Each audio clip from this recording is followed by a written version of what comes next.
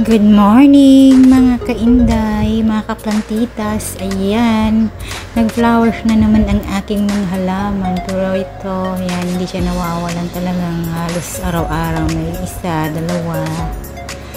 Ayan, ang ganda nila.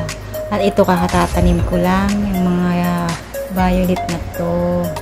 1 month pa lang pero ayan, namumulaklak na sila.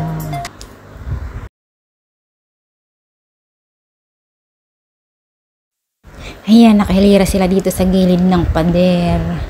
Hindi pa sila masyadong makapal kasi bagong tanim lang. Ayan sila oh. At dito sa dulo, sa may kanto, dito ko tinanim itong mga variegated na gumamela. Sa dulo nito. Ayan. Dikit-dikit sila. Kasama pati kalamansi. Ayan.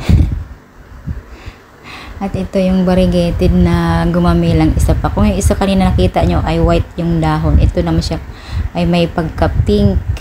Wow. Red pink. Yan. Yung dahon niya.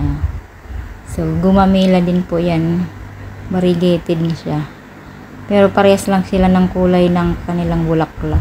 Kagaya nitong isa, oh, parehas red ang kanilang flower pero green naman ang kanyang dahon.